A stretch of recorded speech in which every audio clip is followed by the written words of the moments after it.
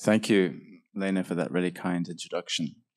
Yeah, good evening, everyone, and thank you, everyone, for coming here on this hot evening. Tonight, we gather around a question that feels both urgent and unsettling. What comes after the end of the world? The term polykrisis has emerged as a kind of shorthand for the many overlapping catastrophes we face today: climatic, geopolitical, technological, economic, political, social. Taken together, these crises seem to suggest that we are approaching the end of a world, not only for our own species, but for the many others whose lives are entangled with ours and impacted by our actions or our inaction. But if this world is coming to an end, and the future is indeed, as the title of this conversation suggests, post-apocalyptic, what kind of life lies beyond it? What images of life in the future, of alternative worlds, are we capable of imagining? And how might we begin to make those imagined worlds real? To explore these questions, I'm joined by two remarkable thinkers whose work approaches these issues in distinct but very complementary ways. And it's a real pleasure to welcome them both and to help moderate tonight's conversation. I have to my left Jonathon Keats. Jonathon is an experimental philosopher, artist, and writer whose projects explore society by adapting methods from both the sciences and the humanities. He's the author of 6 books on subjects ranging from science and technology to art and design. His most recent book is titled You Belong to the Universe, Buckminster Fuller and the Future. And it's published by the outstanding academic press, the Oxford University Press. His newest book, A Field Guide to More Than Human Governance, is, I believe, coming out later this year. I think we were talking beforehand, and I learned from Jonathon that, in fact, he's still crossing those T's and dotting those I's, maybe a little more than that. But anyway, we hope that it'll be out sometime this year. Jonathon is a very, very busy guy. He holds research and teaching positions at several universities, including Arizona, Colorado, San Jose, and Zurich. He also occupies the UNESCO Chair in Future Studies at the Metropolitan Autonomous University of Mexico City, where I believe Robert and Jonathon first encountered each other or got to know each other. A monograph about his artwork titled Thought Experiments was recently published by Hermer Verlag. His newest book, A Field Guide to More Than Human Governance, is coming out this year with Berggruen Press. How badly do I mispronounce that? I don't know. Yeah, okay. To my right, I have Robert Folger. Robert is a professor of Romance literatures, that's right, here at Heidelberg University, and he is best known to me and many of us here in the audience too as the director at the Kate Hamburger Center for Apocalyptic and Post-Apocalyptic Studies, or CAPAS, or SAPAS, as it's known for short, depending upon how we wish to abbreviate it.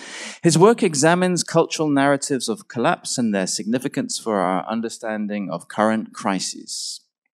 And his interdisciplinary research illuminates how societies have historically dealt with existential threats and what lessons we can draw for today's challenges. Okay, I'm gonna get us started by posing you both, or you each, 2 initial questions. One for Jonathon and one for Robert. And the questions are interconnected, but these are questions which occurred to me as I was reading your work and thinking about you both. So, my question for you, Jonathon, is this. If I understand correctly, your upcoming book is a kind of tribute to the non-human world, or the more than human, as I think the book will describe it. Particularly, and this is really interesting from my perspective as a political scientist, IR person, particularly its political potentials and capacities. In a piece you published last year, you argued that the age of human governance is effectively over. We're done. And human governance is no longer legitimate, and that the future will belong to non-human species. That's my way of interpreting your work, very, very briefly. You also speak, and I was intrigued by this, of a failure of human imagination as a root cause of our governance failures. And you contrast that with the resilience and responsiveness of non-human politics, if I can put it that way. As you put it, and now I'm quoting, ecosystems are not prone to government shutdowns. They do not succumb to coups d'etats. They are responsive and resilient. They manage risk with grace. I love that formulation. So I want to begin by asking you, what exactly do you mean by that? How can the non-human world or non-human species help us reimagine the future? Does more than human governance still require human imagination and agency to function? Or is your idea that we have to step aside entirely? And practically speaking, how do you envision the transition from human to more than human governance? How do you see it actually unfolding? So that's my question to you. And then I have a question for Robert, which is interrelated. So I'm interested, Robert, in how you approach the role and power of imagination, both human and non-human, in shaping the future of planetary governance. Imagination seems to me to be also central to your work, your recent work, especially thinking about your essay on Frederick Jameson, which I reread over this weekend. And I know you're particularly drawn to the political significance of apocalyptic imagery as a way of accessing both present and future worlds. The ability to imagine the end, and this is something which is really interesting to me right now as a researcher, the ability to imagine the end of the world has long been a crucial tool in human political imaginaries, especially in struggles for emancipation from systems of domination, dating back to the very earliest apocalyptic literatures, the Book of Daniel, for example. So I'd like to ask you, do you agree with Jonathon that the human imagination has indeed failed, and that the current sense of looming catastrophe captured in the idea of the polycrisis marks the end of the era of human governance? Do you agree with Jonathon on that? Or do you see another path forward? Can the apocalyptic imagination still serve as a means for the human to reimagine itself and to build a different, perhaps better human world? In short, can humanity find a way through the polycrisis and maintain a role of planetary significance? Those are my two questions. Who would like to? May I disagree with myself before I give Robert the opportunity to do so? I believe very strongly that we need to look and think beyond ourselves in order to be able to make sense of the world in which we live. I do not believe that that excludes us in terms of participating in that process. And in fact, to do so, to exclude ourselves, would seem to be simply another instance of standing atop the great chain of being and declaring ourselves somehow special or different. The reason why I have claimed that we need to include non-human others and perhaps have overstated this in ways that I find myself disagreeing with what is on the page, which is not so unusual for me, is that we are only relatively recently here on planet Earth as a species. We are only in some small part when we look at the total ecology of the planet, when we think about that in terms of where we live, when we think about that in terms of our scale, we only occupy a small part of the totality of the biosphere. And we are adapted in certain ways. Evolutionarily speaking, we've taken one course rather than myriad others. And to me, this leads to a necessary set of limitations that are not necessarily bad or not necessarily to be condemned, but rather are to be questioned in terms of all of the other paths taken by all other life on Earth, in terms of all of the other places in which other life forms live and have lived and will live, or so I hope, that all of this together seems to me to be the essential, the stuff of making sense of the present and of the future. And to me, this is the stuff of the imagination. The imagination certainly is something that's active within me, within each one of you, within all of us in this room, within all of us in Heidelberg and around the world. But I think that this way in which we find the imagination to be nested, that is to say, that is within each one of us, arguably within our microbiome, but certainly as we expand outward into our communities, we find it at other scales of operation. That likewise, it seems to me that when we start to include others, non-human others, by which I mean not only the obvious dogs and cats or charismatic megafauna, but also, to me, it seems equally important to engage the trees in our midst, the bacteria. I don't want to exclude viruses. I think we need to include all of these perspectives. And yes, it takes imagination to be able to find a way into that imaginary that is collective. But that also is the case when we interact with each other. It always is an effort. It always is, to some extent, an act of faith, a leap of faith, to be able to find that kind of engagement.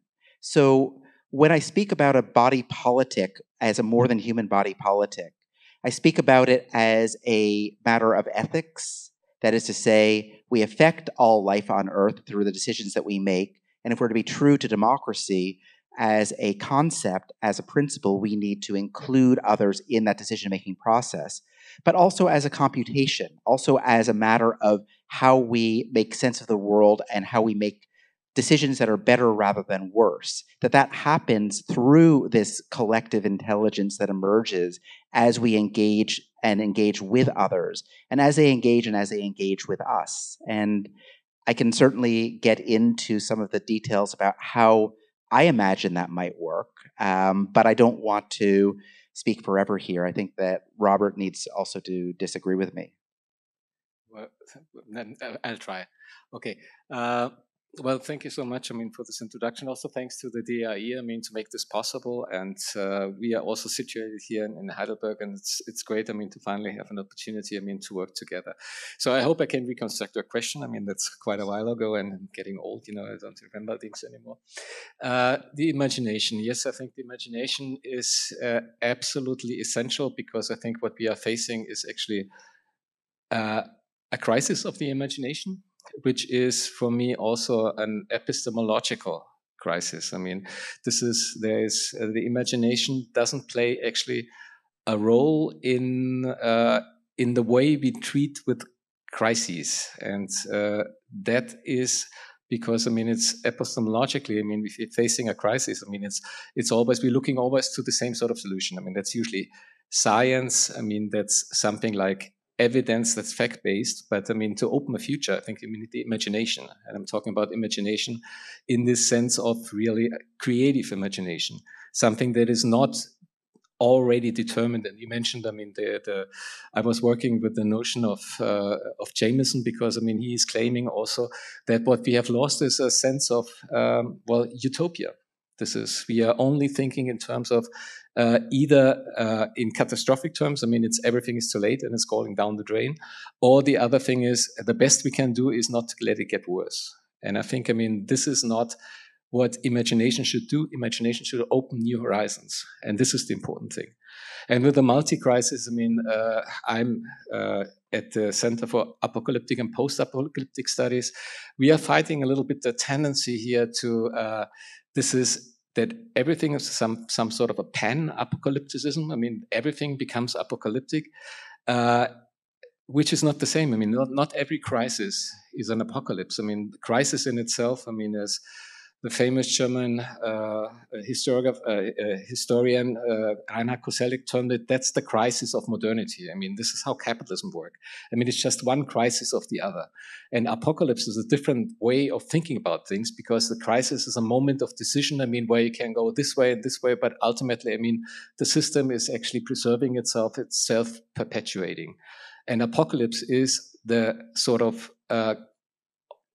is a possibility to think actually of the end in a way to open a future, I mean, that's open only to imagination, and that is still to come. And I think this is the important part, not to focus only on one epistemology, science, but also others. I mean, you also worked on this. You also apparently, I mean, indigenous knowledge systems, art, all kinds of creatives are necessary, I think, to face the sort of situation we are in, which is not per se, I mean, I think described as a multi-crisis. I mean, I can remember, I mean, multi-crisis since I was born. I mean, we always have a multi-crisis, but I think, I mean, this does not really aptly characterize, I mean, where we are today.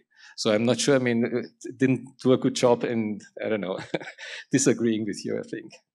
Yeah, and I think we still need to push this point, because what I see in your different bodies of work is a major disagreement, actually, in terms of your foci and approach. I mean, Jonathan, you couldn't be clearer on your advocation of a shift from the human to the non-human in terms of politics, and you're also very clear in arguing that humanity has been failed by the weakness, or I think the feebleness of its imagination is the term you actually use in the essay that I was reading over the weekend. Whereas when I read your work, Robert, the non-human doesn't really have a presence in your work. It's you're writing about the human imagination, human utopias and dystopias, and the struggle for different. Maybe that's being unfair, but it seems to me that there's quite a big difference between the two of you on this question, and it seems to me it's a really important point. I mean, if we agree that imagination, we're here to talk about imagining life after the polycrisis, right? That's the problem, that's the question. How can we imagine life? What is it to imagine life after the polycrisis? If we agree that imagination is itself fundamental to our political capacities to get ourselves out and through and beyond this thing which we are describing through the term polycrisis, then we better know who has this stuff, right, and how it works. And then if we're advocating for a shift from the human to the non-human, we better be sure that non-human species have imagination in the spades, which I would argue, at least to butt in a little bit into the conversation, I would argue that no species comes close to the human in terms of our capacity for political imagination. You can choose your species, I don't care which one it is. No other species of life compares with the human in terms of our abilities to imagine different futures, imagine the ending and destruction of present times and worlds, and fight for the fulfillment and of that destruction and creation, that transformation of the world. And I just don't see it regardless of how beautiful and amazing and talented, to use that absurd term, other species might be at life. I don't see politics at work in the same way that it's so obviously present in the history of the human species. So I still want to push you to both on this question. If we think imagination is fundamental to our abilities to transcend the polycrisis, then which species is going to do it? I'm not sure that it'd be nice if we disagreed more than we do in the sense of the theatrics, but I'm not sure that we do, because I certainly would not put the non-human above and beyond the human in terms of anything, including the imagination. My claim is not one where I'm trying to create a dichotomy and trying to say they're better than we are, which would effectively replicate what I see as the problem, which is our claims that we are better than they are. I think that the problem underlying this is the we and the they as a construct, and the fact that we are they to begin with, as I alluded to prior to, or an earlier comment, to the microbiome, but also in terms of the symbiosis, in terms of the fact that we ultimately are part of an ecosystem. We are a part of the biosphere. It doesn't seem to me that it makes any sense to entertain this competition between the human and the non-human, and instead to say that the imagination lies in relationality and in interaction that happens as a result of the confluence of suppositions that, when they come into contact with each other, either within an individual mind or amongst many, or not even to say mind, but within one being or amongst many, that it is in that state of possibility that is the state of coexistence of many possibilities that result in a possibility at some sort of a meta level, a superposition, if you will. That seems to me where this imagination that seems lacking when we exclude others, when we think of ourselves only as humans and we try to think of ourselves as having all the answers or having all of the dreams that can lead to those answers. That to me is the problem. And so there's a provocation, certainly, of trying to, for instance, I'll be in Munich after this, setting up a polling agency for trees. There's a provocation in that, of course. But on the other hand, that provocation is one that is in the service of what I see as a move not away from ourselves, which would actually be an abdication of responsibility, by the way, but a move closer with others, which I think actually brings us closer to each other as humans and closer to ourselves, each one of us. Well, yes, I confess. I mean, in this sense, I mean, pretty conservative. I mean, if it comes to the political sphere, I mean, this is, I think, I mean, it's not only the realm of the imagination of also, but decision making. I mean, that's ultimately, I think, I mean, that's really human. I mean, that this is what you propose.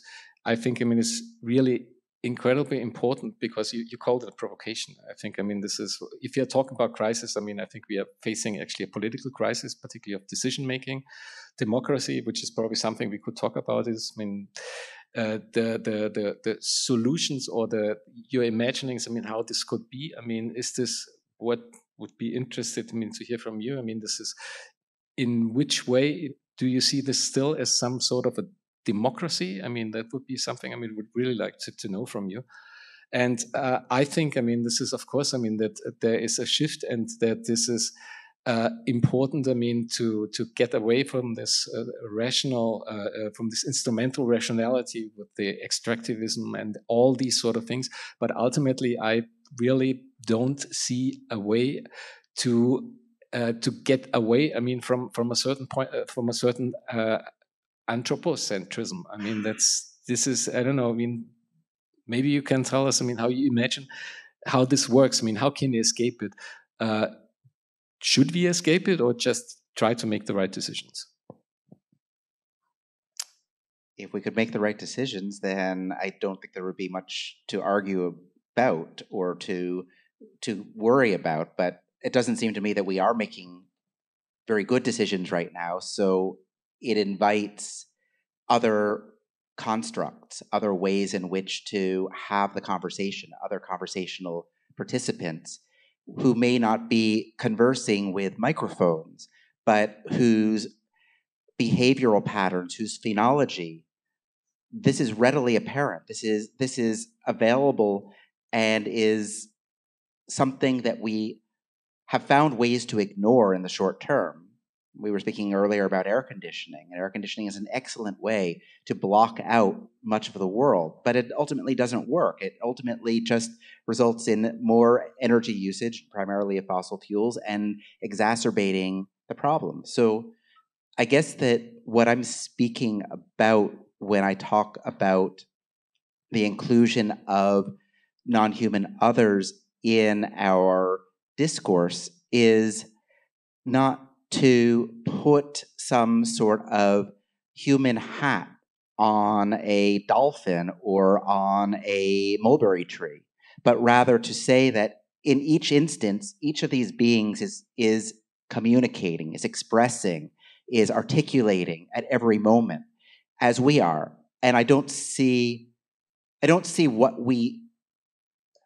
validity of the distinction that is inherent to the anthropocentric turn. I don't see why we make the distinction that we do between ourselves and others. And it seems to me that it's incumbent upon us to make the case as to why to do so, as opposed to making the case as to why not to do so, because it doesn't seem that this is happening between spiders and foxes. So if we're going to be the great exception, then we better make a really good argument as to why our exceptionalism is valid and why it has valor. But I don't say, that it's a good thing, but my question was, is it, can it be somehow, avoided or mitigated? Mitigated probably, but avoided, I would say no. This is ultimately, this is exceptionalism. I think you could make this claim for, okay, you probably disagree. For all species, just the human species is the one who reflects on this and can make, for this reason, decisions, and it's ultimately, I think it's about meaning making. That's for me the point. This is also, I'm coming from a literature background. So yes, I think, this is, you talk, it would be, but please correct me, it would be some sort of a representation of more than human actors' interests in the political sphere. And representation in itself, is, I think, a difficult concept because it means meaning making, and it also means some sort of a mediation.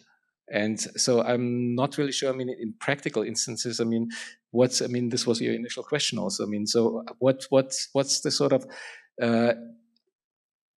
what would be steps to implement a system? And I think, in this, we agree that something has to change. That we are not happy, the way things are going. But this is also in practice.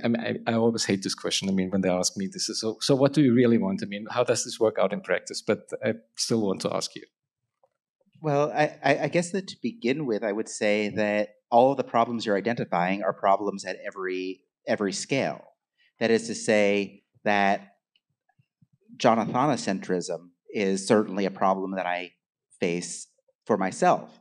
I think that there are all of these levels at which we can speak about this. We can speak about this at the level of primates as well. It seems like it's a very old-fashioned and somewhat contrived concept to speak of this dichotomy between the human and the non-human, and also to assume that we understand each other in ways that we're not representing in our own mind what the other one is saying.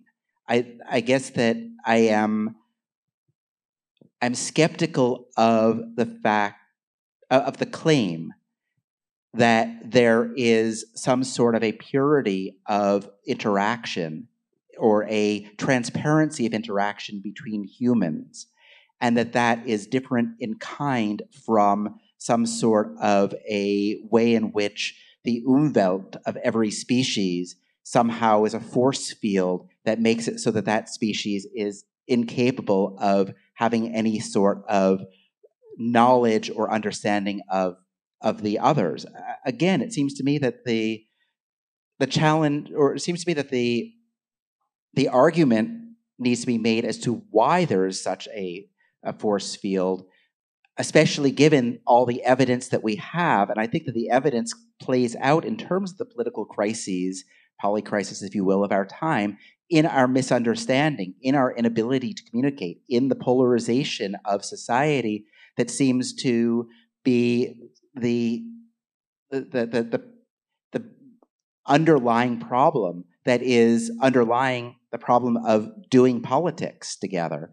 That if this is the case, then I don't see it as being such a great step to include those non-human others. And in terms of how we do so, I think that we can approach this initially by asking how it is that we do so amongst ourselves.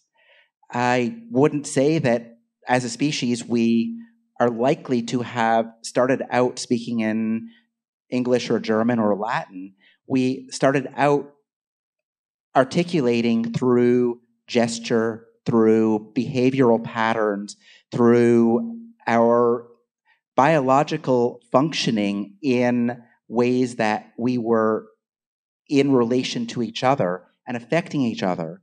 And that seems fundamental, where we simply have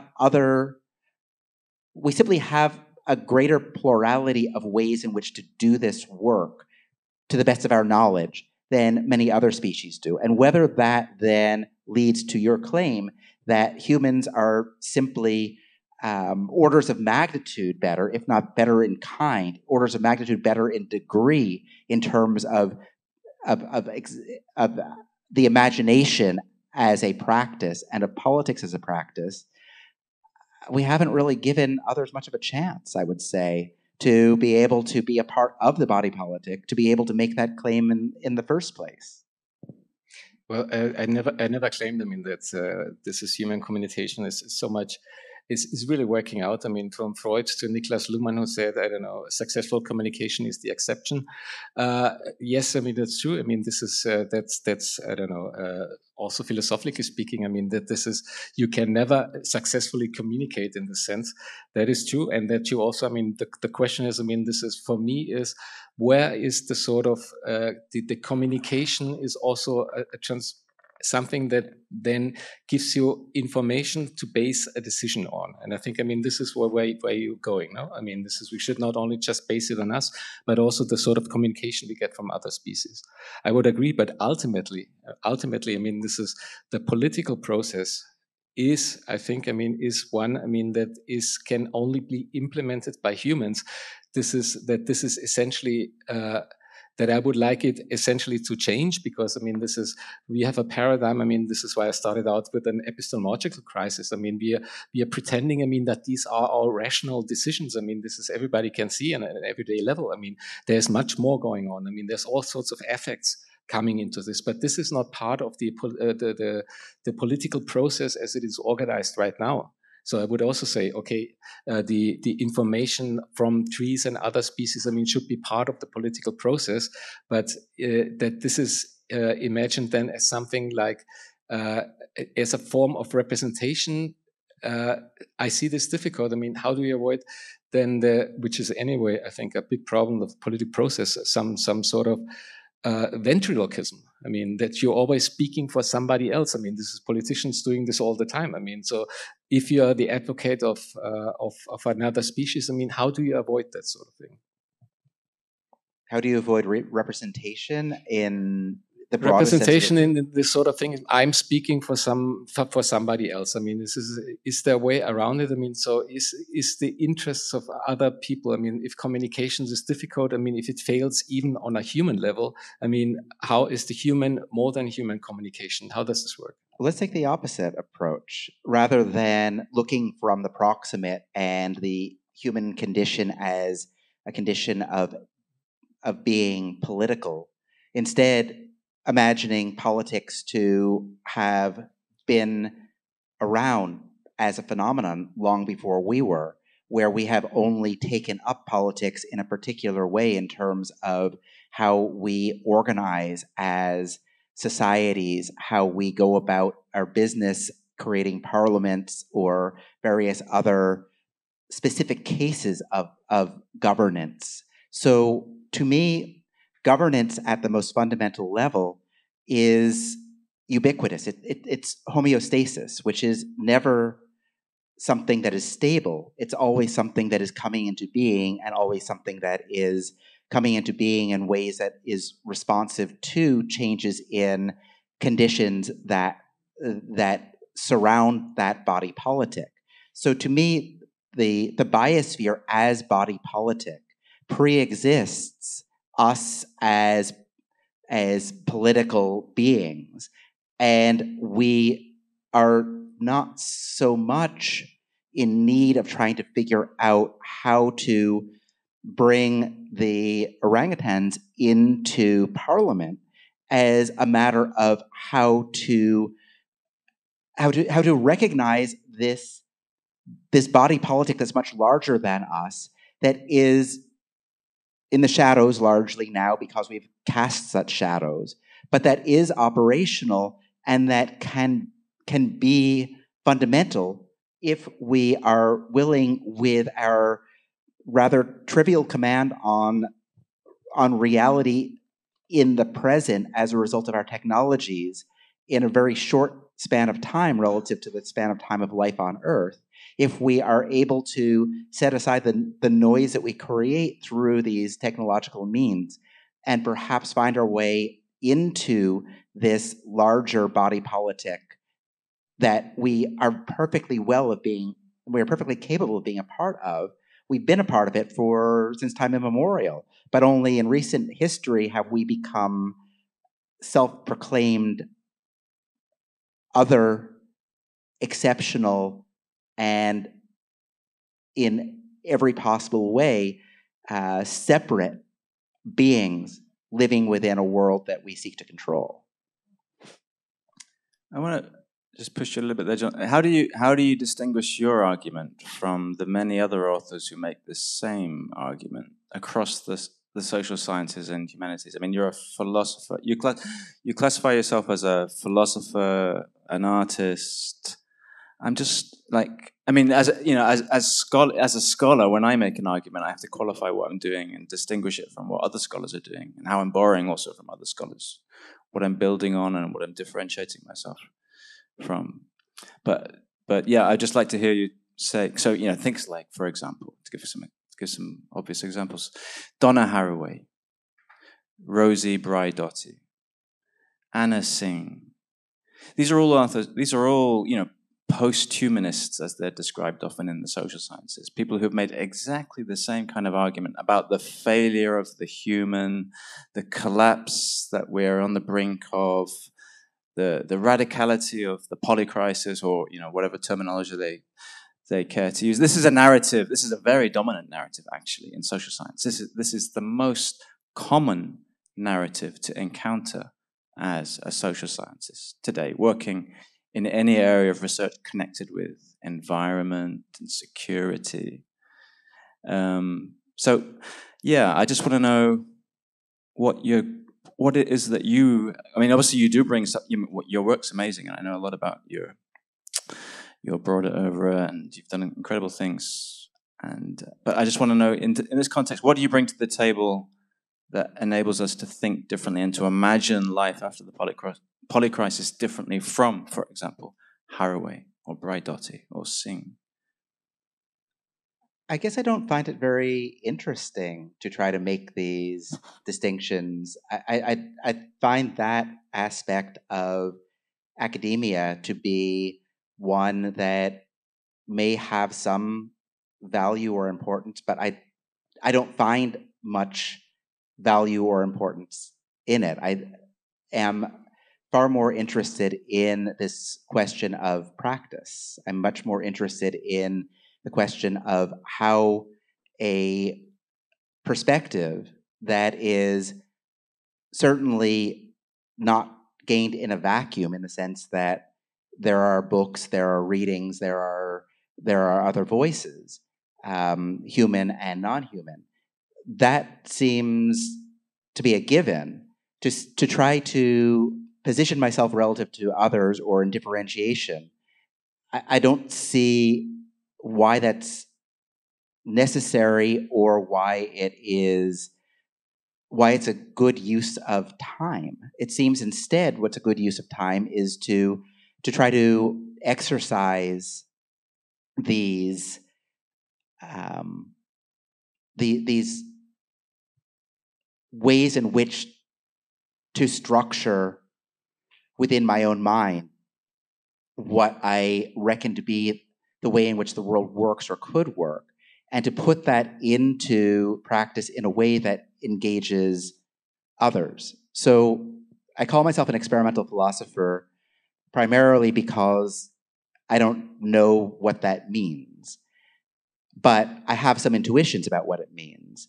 And the intuitions that I have and what's drawn me to this as a job title is that it is possible, I believe, and not only possible, it's important for us to posit counterfactuals or to ask what if, and then to instantiate those possibilities in ways that we can interact with them together, and to try to discover together what the implications might be. So to set up a polling agency for plants is an example of that. It has a quality of provocation to it, but it also is ultimately a thought experiment that is undertaken experimentally in the sense of setting it out in the world and seeing what the consequences are. So everything else just seems like preamble. Everything else just seems like it's a way in which to set the furniture and to be able to use that furniture in order to be able to then do the real work, which is not my own work, which is the work that we do collectively, which is this work of imagining together through setting up conditions that we are that we do so in particular ways. May I ask you about something you just mentioned, which seems to be an essential part of your work also? I mean, you talked about experimentation, and you also work with scientists. I mean, this is something, I mean, that's the daily challenge. We also have the CAPAs. I mean, we want to establish this. So what is in your approach to the, let's not call it polycrisis, but to this world as it is not functioning today? I mean, what is the role of science for you in this? Is science something like, I mean, this is, we have this discussion before. I mean, this is if you go to people like Chakrabarty, so ultimately, I mean, we have to rely on science. I mean, that's Earth system science is the thing. And we should be humble and just see what these people are telling us. So what is do you see yourself something like somebody, I don't know, being inspired by science? Do you rely on science, or do you see yourself as inspiring science? I find it important to collaborate with scientists, first of all, on a pragmatic level, because scientists, and especially the engineers who use the ideas that come out of the sciences, are the ones who have much of the power in the world today. And to be able to be in the lab and to be able to collaborate with scientists is a way in which to be able potentially to act on the world with a greater degree of efficiency and with an incisiveness that pertains to the operating system that we have inherited and that is currently at work. But I think that on a more philosophical level, I find the sciences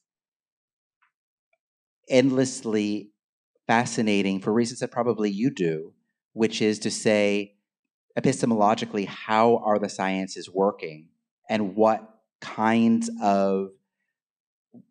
ways is the scientific method, as if there were just one, but the methodologies within the sciences, in what ways are they leading us to the worldview that we have? To what extent can we, in recognition of those habits of mind, open up the sciences without trying to deny them the power that the sciences have, but to say that the sciences can always be further augmented through this act of questioning and through this opening up of methodology beyond the method that we inherited from Roger Bacon. This to me seems like the real value of collaborating with scientists, and to do so as often in the guise of an artist. And I have no idea whether I am an artist, but again, it sometimes is a useful title to have.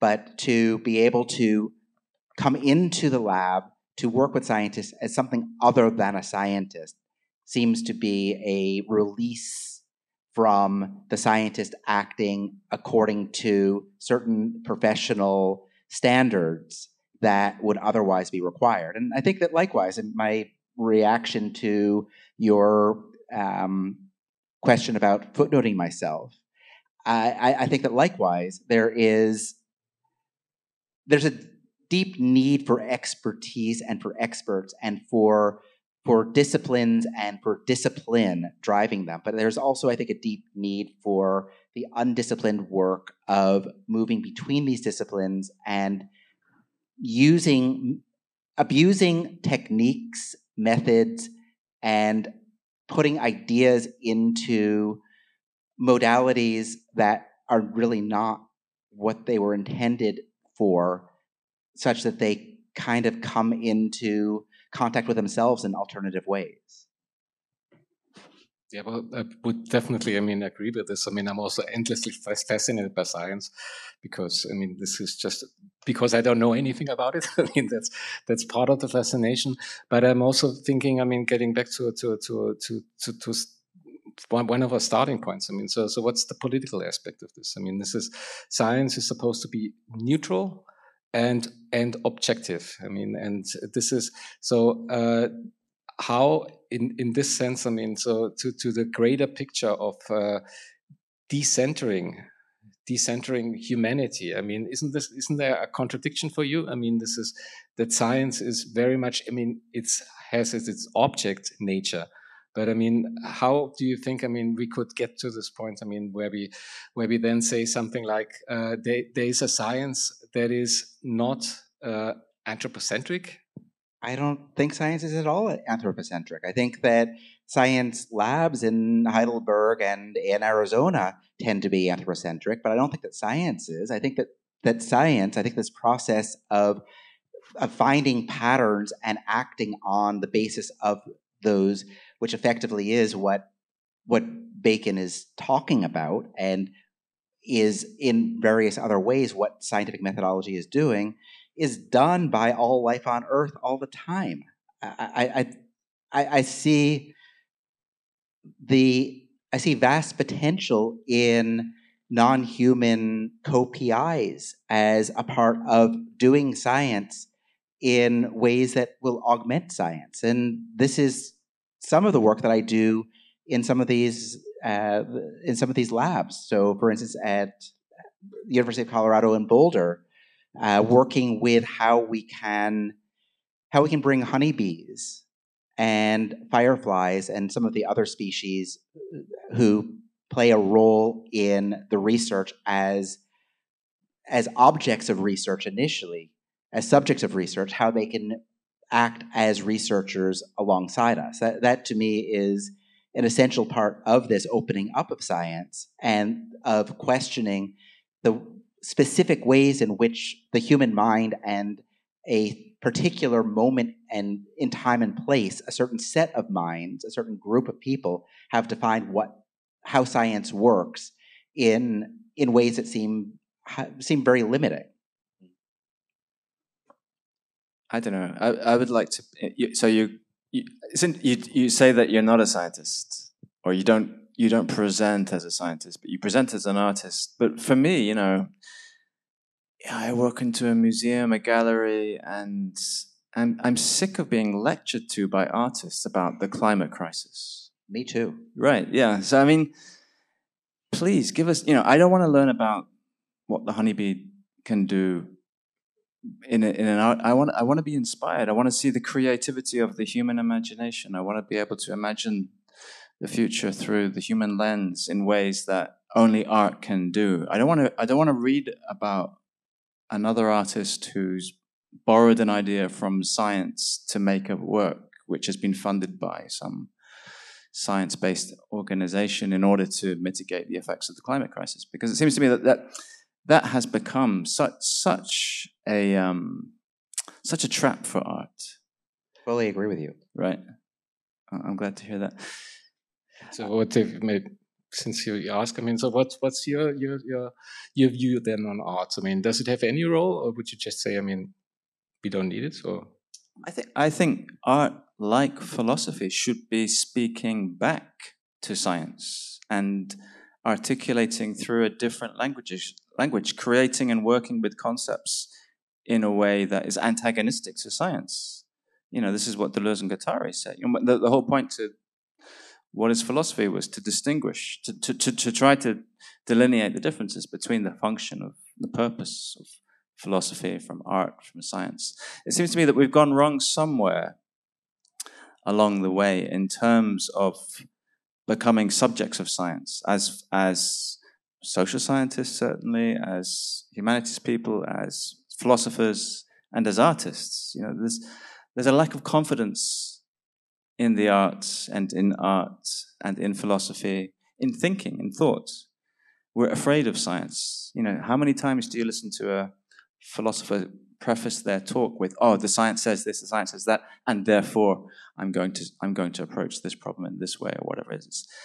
You know, there's something wrong with this power of science, and I think it's our job as philosophers and as artists to debunk the science one way or another, to take it on and find a different language, a different aesthetic regime of articulation and representation to give life to the world.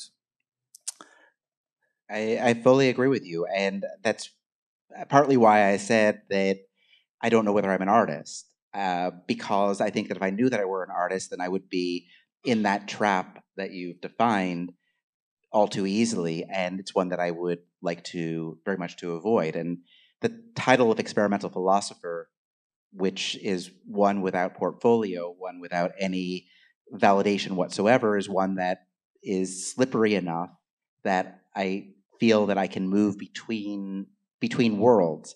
But I fully agree with you that the sciences need talking back to. I do not think that it is so much of a scientist, non-scientist dichotomy as it is the potential for deep collaboration that happens when alternative methods are imagined by the people in the room, who might include people trained in the sciences, people trained in the arts, people trained in philosophy, but where there are not the professional allegiances to a system as the received wisdom, as the way in which it must work. And I think that I then extend that, saying that we need to bring the other intelligences available to us. And there may be myriad intelligences throughout the universe in terms of extraterrestrial intelligence. We simply have not, to the best of our knowledge, had contact with them. But we have myriad intelligences all around us. So in the same spirit as bringing artists into the same space as scientists without hierarchy, without either one of them having authority and the other one even being in a position of questioning, which assumes an authority to be questioned, but rather where it's a co-imagining. I think that the co-imagining can be more expansive in terms of who it involves, including those who are not defined as human. I'm conscious of the fact that we've reached 6 o'clock, and I know that we've got major intelligence in the audience, and so many of you, I'm sure, have great things to share and to respond with to both Jonathan and Robert. So I want to give the floor to anyone who would like to jump in right now and ask a question or provocation. Lars, at the end, Lars de Witt. Yeah, maybe before the major... If you could just introduce yourself as well. Yeah, I'm Lars. I'm a fellow at the campus as well, so I'm biased in this discussion. Of course, I figured I would ask something before the major intelligence in the room starts to speak, which is that, thank you, first of all, for a very kind of productive debate, productive at least to me, in the sense that you seem to agree, mostly, not just with each other, but also with Raidotti and Donna Haraway, and I might add Timothy Morton and Bruno Latour. And so my question is, isn't that the problem? That most people in this room, major intelligence included, agrees that there is a, that there is a polycrisis and that something needs to be done. And then we all just kind of go home and we do nothing. And so you've talked a lot about the human, non-human, but I wanted to ask you a little bit more about the imagination part of it. So what outside of this room are we imagining as an alternative? Are we just agreeing that there's a major crisis and then letting it happen? Or what are the imaginations actually for alternatives? Is it accelerationism, communism? Is there any grand narrative left that is being imagined? Question mark. Well, the grand narrative has the problem when it's already apocalyptically framed in this end. I mean, that you have to know how the story ends before it begins. So, I mean, that's not what I imagine, should happen. I mean, it should be really an opening. I mean, this sort of that sounds now really weird, I know, but this sort of messianic moment of an openness. I mean, what Benjamin also described, the now time.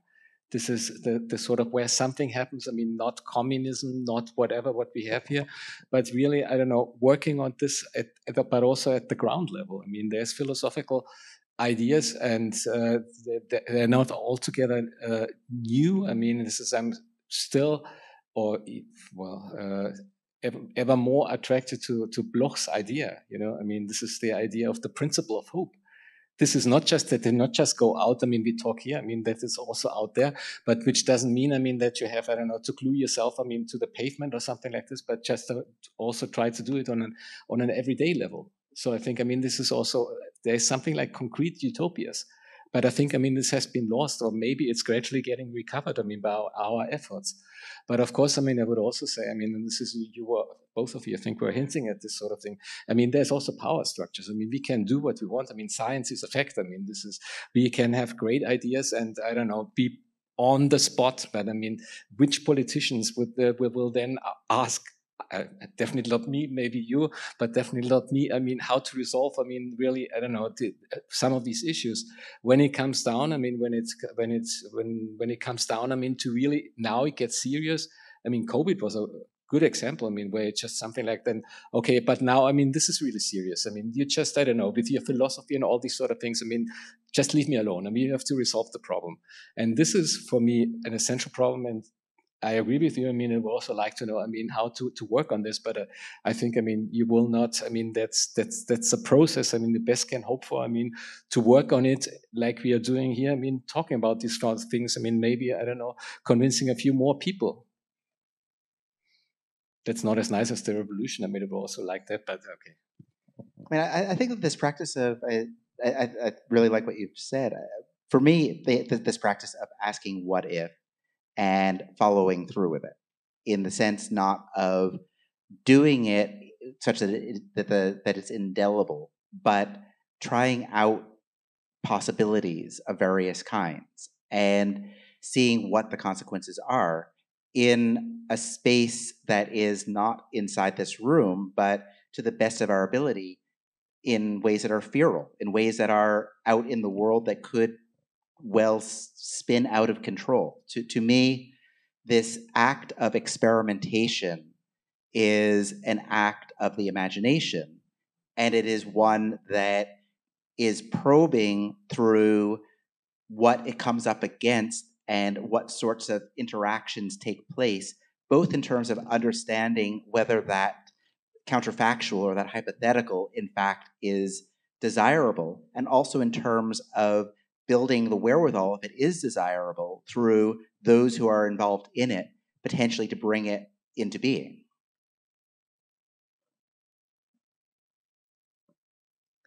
Any more questions? Yeah.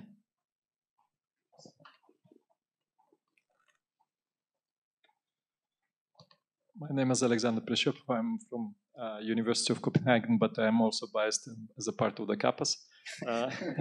But my question comes from natural science, or more practical. There is a whole tendency now moving with the so-called living labs. How do you perceive this new tendency of having living labs?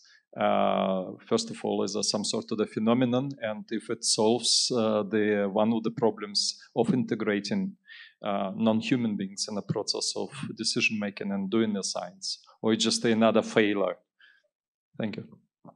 Sorry, of what lives? In the living labs, if we integrate also non-human beings, like let's say species, through experimental work, or is it simply it's another dead end? So just another try to do something different, but in the end of the day, it's another dead end.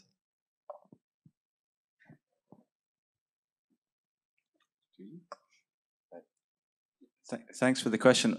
It triggered a thought for me, which is that we haven't yet got to the topic of life, which is another major concept in the title. And I think it's appropriate to recognize the fact that, here we are discussing this problem in Heidelberg, in Germany, and we all know what was done in the name of life, and biology and racial science, historically here in Germany. And the history of UNESCO and the agreement, the late 1940s agreement among scientists that this must never happen again. That biology, especially, must never be politicized in the way that it and put to work in the way that it was, not only in Germany, of course, but in many places. So, yeah, I'm just really intrigued to hear, maybe especially Jonathon. I mean, at CAPAS, where many of us are based, we have this ongoing program around the topic of biopolitics and the politics of biology. So I think it's something which is interesting for many. As I'm really intrigued to know what you think about the validity, so to speak, of repoliticizing biology today in 2025 in context of the history of the violence which emits from politicizing biology. So, as I'm understanding the question, it is the question of how biological metaphors break free of the petri dish and lead us to do horrible things. That is to say, social Darwinism or these kinds of constructs. Is that what you're getting at? Yeah.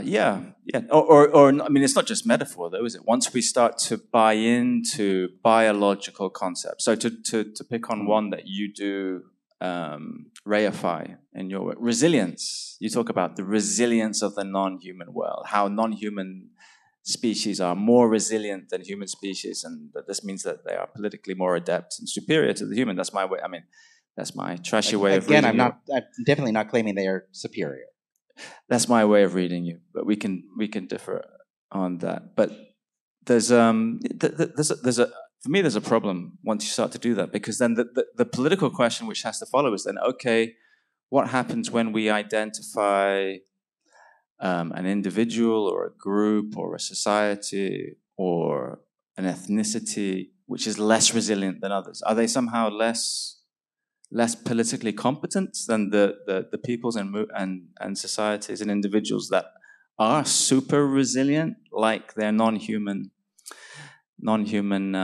friends? I mean, no, you easily end up on very dangerous grounds once you start to talk about the biological capacities of life as a way of distinguishing between bodies and societies and determining political capacity and agency. I think that every discussion gets you into trouble if you are, or every line of argument gets you into trouble if you're willing to take it to its logical extreme uncritically. So we should, just taking social Darwinism as an example of this kind of practice, we need to be careful readers of that history and very much aware of the ways in which we can run away with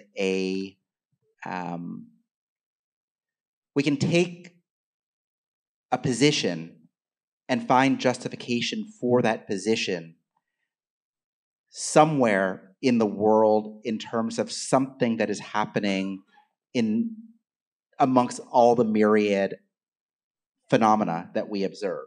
So we can do that always. We can find ways in which to justify absolutely any position. And we need to be aware of that to begin with. That is to say that because we can find an example of something, we can also find an example of the opposite. And the fact that we found an example of something does not necessarily lead us to have to follow it. I think that where the opportunity is, again, coming back to the imagination, the opportunity is in the imagination and in the fact that a plurality of possibilities is a generative space for the imagination, much more so than a single possibility or the few possibilities that are likely to come about if we're talking about only speaking amongst ourselves as humans. So to me, the real opportunity is to be receptive to a much broader gamut of possibility, but not to take any one of those possibilities as necessarily justified inherently, and to be able to say that we cannot do that on the basis of the fact that we can find other possibilities that coexist that would seem to indicate the opposite or indicate something very different. So the critical thinking is essential and becomes more essential and becomes more practiced, I think, through this. So we actually have potentially the opposite effect, which is the effect of being more, having a greater capacity through our deeper engagement with these biological systems to resist the simple conclusions that come from looking at one biological system in isolation as justification for a position that we had at the outset. When we look at the fact that there are all of these other ways of being, and when we look at the fact that it's nested and that ways of being in terms of these individual instances also operate at other levels, and that those other levels potentially lead to other ways in which to understand what is happening, I think that it only empowers us to be able to imagine our way through this polycrisis through the sheer expansiveness of the possibility space. I just may add to this, because I also see a problem with this, or a danger. This is associating it too closely to biology. I have to admit this, because thinking about the post-human, is not necessarily done in terms of biology. This is this biological paradigm. They should just say, these are systems. And they are part of a bigger ecology. They have been, starting from Heidegger to Deleuze and all these sort of people. Have proclaimed already the end of man, which is also the end of life as we have it. And this is the point, where I wanted to get to. Is it not just, resilience is one of these sort of things. Resilience also means basically, we don't want to change anything. That's resilience. Do you really want to have a radical change? And I'm not sure, or I would be wary of that sort of thing. To base this on biology or by science in itself, and not just, on some sort of an ethics that we say, okay, you mentioned, we are sitting here in Heidelberg. We are talking imagining, which also implies imagining. Who is imagining? We are imagining here in Heidelberg. We are not even imagining, not including the bacteria, the virus. Are we actually imagining, including, the global south, for example? You have done a lot of work on this, but I think that should also be reflected. But sorry, I cut somebody short. There was somebody didn't want some, no? Okay, then I have another. Okay, go you first. My name is Chuk. I'm not from the Kappa, so that's probably... I wonder what the Kappa's bias is anyway. You have to tell me tomorrow. That's probably the reason why I have a very basic question. You told the world has always been in polycrisis. So what is for me, it's hard to understand what is the justification for the term apocalypse now. Is like, how do you define it? Like, or can you define it in a concrete way so that my claim was not that the world has always been in crisis. You could make this claim, but I mean, this is also the idea of modernity. We are talking about the sort of the onset of industrialization, enlightenment, etc., is there's always, I mean, that's the modus, is the crisis. I mean, that's also capitalism. I mean, you always get this boom and bust cycles, and we have a crisis, and then it goes down, but it always goes on and on. So we are just, I don't know, that's endlessly pushed to the future. And the polycrisis is in itself, I think, I mean, it's a paradoxical term in this sense, because, I mean, this is not just, it is that sort of the polycrisis means, I mean, that we can't go on like this. So, I mean, there's no crisis. I mean, etymologically means the decision. I mean, polycrisis implies there's no decision, there's no alternative. And this is different to apocalypse, because apocalypse is, there's on one hand, I think, I mean, everyday understanding that's just kaboom and everything is gone, or really the way, the end of the world as we know it. And I think, I mean, this is also something you probably would agree. I mean, the way the world we know it now is not only probably, I mean, there's a lot of people saying, I mean, this is already, that's not something in the future. I mean, we are in it, or it already happened. I mean, the Anthropocene is nothing else but saying, I mean, it already happened. So in the apocalypse, but has also the potential thinking about it is thinking of it as an end. The crisis thinking is not thinking of the end. Crisis is just, okay, we have to get through it somehow. So that in order not to change really anything. An apocalypse would then mean, I mean, really, okay, let's think, I mean, this is what happens, I mean, if you think radically the end, or if you think it has already happened. So I hope this makes some sense.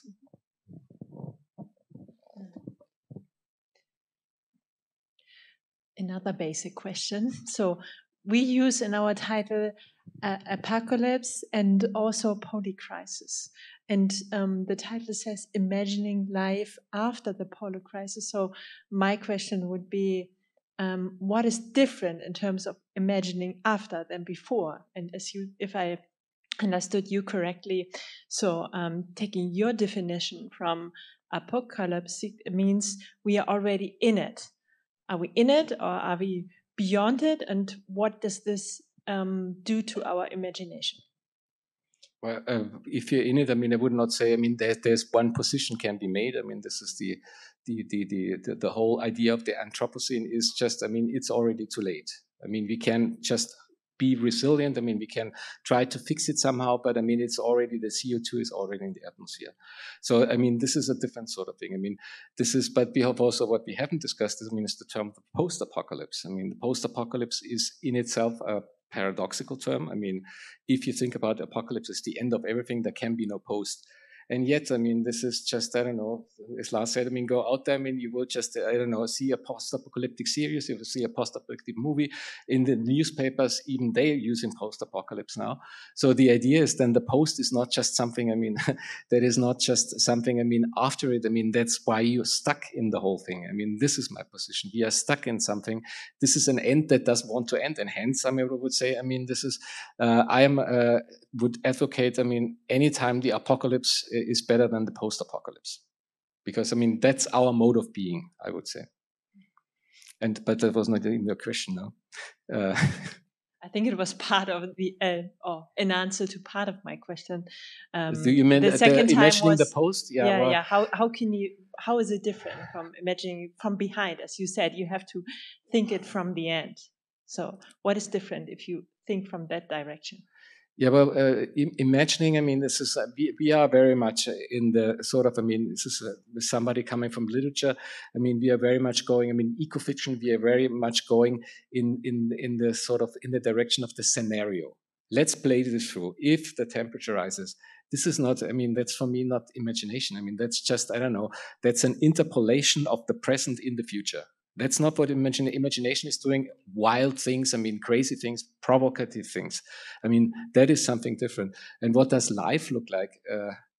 Okay, I mean, that is actually a big question. I mean, what is life like? I mean, this is why I said, I mean, also life is a biological fact, but I would say, I mean, life should actually be more. There should be something like the bios, the good life. And I think, I mean, this is the question then. I mean, this is what we are having today. I mean, for most of us, you probably would say, I mean, this is a good life we are having, more or less. For other people, it's not. But what is after ending this life doesn't mean, at least to me, that's for me symptomatic, but also a big problem is, I mean, that we think about apocalypse in terms of extinction. There won't be any humans anymore. And that is something, I mean, I think, I mean, that is just not, I don't know, is not really describing the situation, and it is also not productive. I mean, I want to think about the good life after the end of this life, which doesn't mean extinction. Well, it seems that the post-apocalyptic is a space that is accessible in the imagination by way of taking an apocalypse of the many possible apocalypses and taking the far end of having played out that apocalypse in the imagination, to stand at that imaginary point beyond that apocalypse and to look back upon it, through it, to what comes before it, and to use that as an orientation that might ideally avoid that apocalypse. So it seems that this sort of mental time travel is an essential dimension of the post-apocalyptic concept. This ability to have a place to stand beyond the imagination of an end, in order to be able then to create the bridge or the path that avoids that end.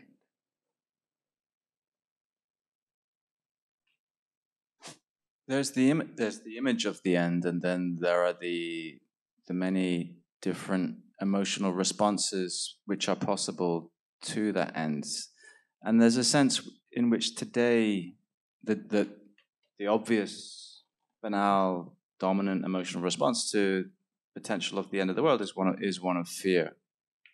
And I think one of the important functions which Kappas is playing at Heidelberg is that it's problematizing this reflex, this fear reflex. And if we go back to the origins of apocalyptic literatures, we find you encounter the reality of the fact that the apocalypse was a joyful thing. It was a narrative based upon desire as opposed to fear. And I'm just wondering what you both think. Maybe I have a sense of, I know Robert better than I know Jonathon from Kappas, but yeah, is there a sense in which we could recover a properly apocalyptical approach to the end of the world?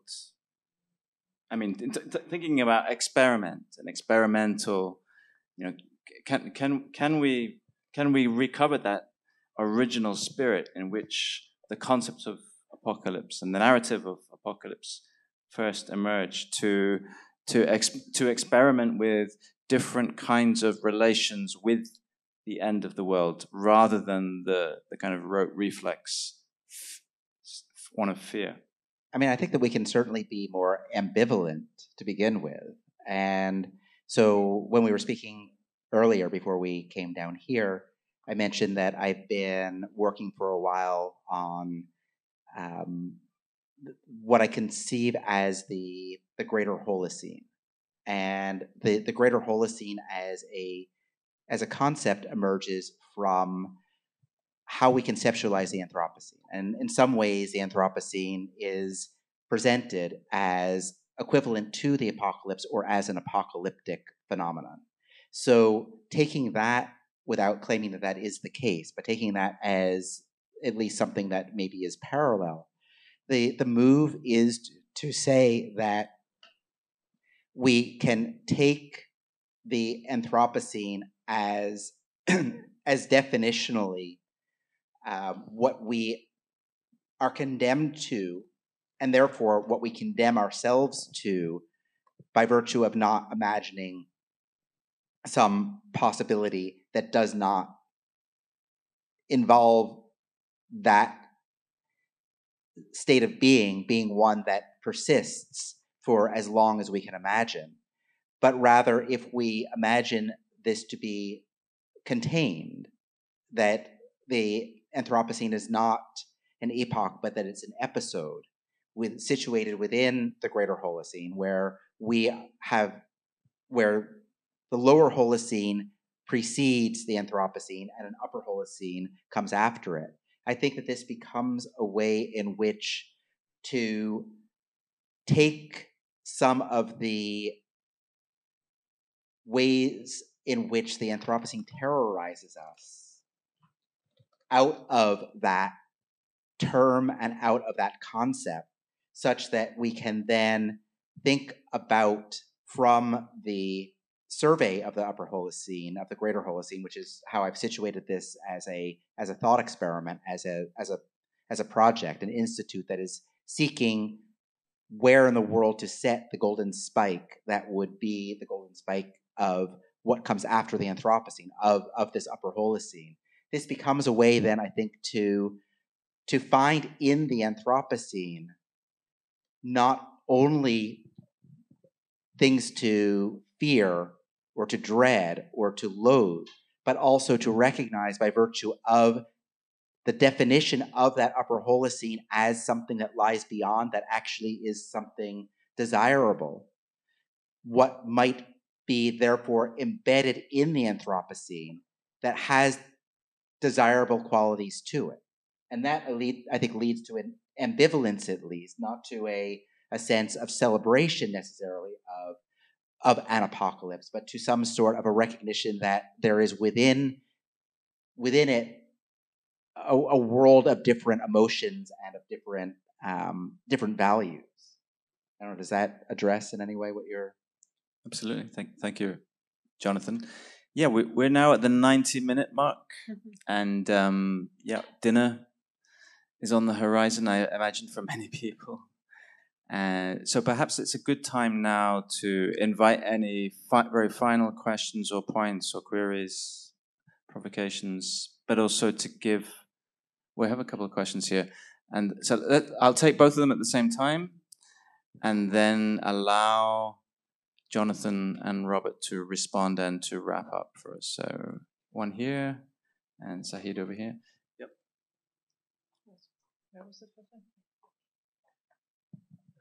Hi, my name is Max. I'm an illustrator, and I'm fascinated by imagining possible futures. And I was wondering, because you were talking a lot about imagination, could you maybe give a really tiny example of what a possible future for maybe me sitting here in Heidelberg in 50 years could look like if there is political representation for non-human entities, for example?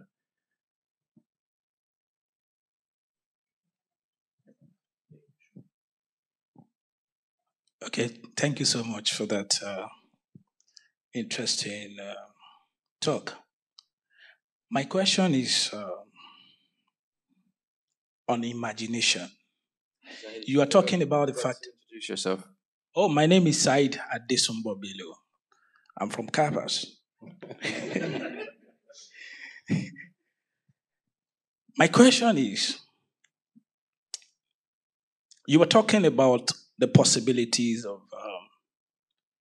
the science and humanities, the possibilities of working together, thinking together, and thinking about how to transcend this polycrisis.